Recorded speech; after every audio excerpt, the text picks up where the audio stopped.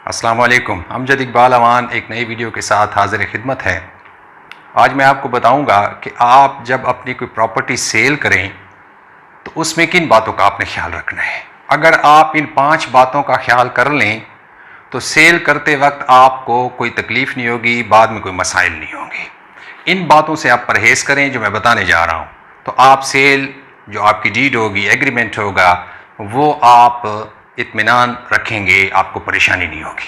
पहली बात, लंबे लंबे मुआहदे ना करें। यानी किसी के साथ अगर आप एग्रीमेंट टू सेल करने जा रहे हैं और लिख रहे हैं उसके साथ कि 50 लाख की आपकी जायदाद है और उसके साथ कुछ पैसे दे रहे हैं, कुछ आपको बाद में देगा, वो जो बाद में देगा उसके लिए उसको कहते हैं कि लंबे लंबे मुआहदे न करें। मैं इसलिए बता रहा हूँ कि बाज़ औक़ात आप एक साल का मुआहदा कर लेते हैं, 8 महीने का, 6 महीने का, ये लंबे मुआहदे हैं, ये मत करें। क्योंकि हालात का पता नहीं चलता, हालात वाक़यात बदल सकते हैं, कोई उनके यहाँ मसाइल पैदा हो सकते हैं जिसने आपको पेमेंट करनी है, तो आप इस तरह फंस जाते हैं अपनी उस जायदाद को बेचने से। किसी और को भी सेल नहीं कर सकते। आप मुआहदा छोटा करें, कम वक्त के लिए करें। लंबे लंबे मुआहदे मसाइल खड़े कर देते हैं। फुदगी हो गई है, एक्सीडेंट हो गया है, बच्चा बीमार हो गया, दाखिला करवाना है, ये 100 मसाइल वो बयान करना शुरू कर देगा। क्योंकि बाज़ औक़ात लोग लंबे मुआहदे इसलिए भी आपसे कर लेते हैं कि उन्होंने आगे एक फिर ढूंढना होता है, बंदा आगे उस प्रॉपर्टी को, उस जायदाद को सेल करना चाहते हैं ताकि उसमें से कुछ कमा लें। बकाया पैसे उनके पास होते नहीं हैं, तो इससे आप फंस सकते हैं। लिहाजा मुआहदा जो है वो शार्ट करें, 2 महीने, 1.5 महीने, इससे ऊपर का ना करें। बहुत ज़्यादा हुआ जान पहचान तो 3 महीने लग जाएँ।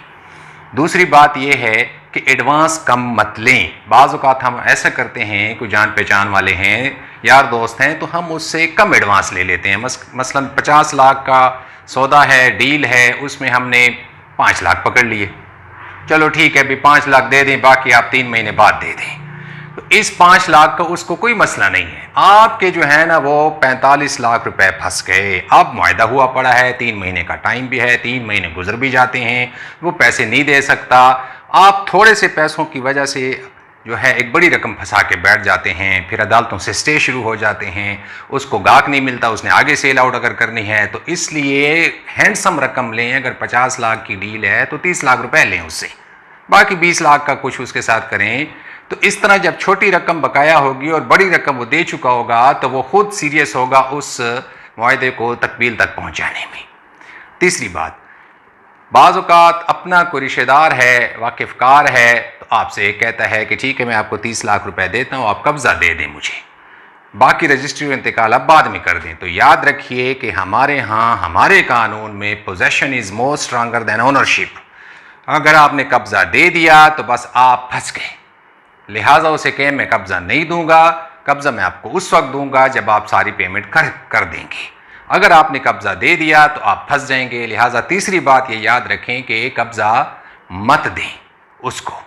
चौथी बात आप याद रखें कि बाज़ औक़ात भाइयों के दरमियान डील हो जाती है, कज़न्स के दरमियान हो जाती है, एक ही घर में रह रहे होते हैं, तो वो आपको कहते हैं कि जी मुझे आप भाईजान रजिस्ट्री कर दें ताकि जो है ये मेरे पास आ जाए, तो मैंने इसमें बैंक पे लोन लेना है, कुछ कारोबार करना है, वगैरह वगैरह, और पैसे उसके बकाया होते हैं। आपने 50 लाख की डील में 30 लाख या 20 लाख लिया हुआ है, आपने रजिस्ट्री कर दी ताकि रजिस्ट्री वो आगे शो कर दे। आपने अपने हाथ जो है ना काट के दे दिए हैं। आप बराए मेहरबानी अपने रिश्तेदार भी क्यों ना हो उसको रजिस्ट्री मत करके दें। उसे कहें जी मैं नहीं करके दे सकता, कल कल को फुदगी हो जाती है, को मसाइल हो जाते हैं, फिर उसके बाद और 100 बातें शुरू हो जाती हैं। लिहाजा रजिस्ट्री उसे कहो इंतकाल में उस वक्त दूंगा जब आपके सारे पैसे पूरे हो जाएंगे।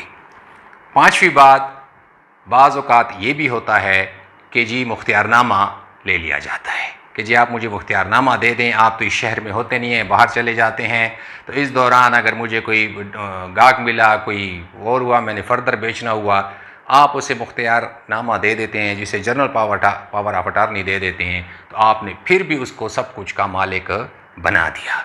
उसमें वो सब कुछ कर सकता है, सेल आउट कर सकता है, हिब्बा कर सकता है, कुछ भी उसको कर सकता है। तो लिहाजा ये 5 बातें आप याद रखें प्रॉपर्टी सेल करते वक्त। इन 5 बातों से परहेज़ करें तो आप इत्मीनान में रहेंगे। उम्मीद है आपको वीडियो पसंद आई होगी। लाइक कीजिए, सब्सक्राइब कीजिए और कमेंट दीजिए। अल्लाह ने के बाद।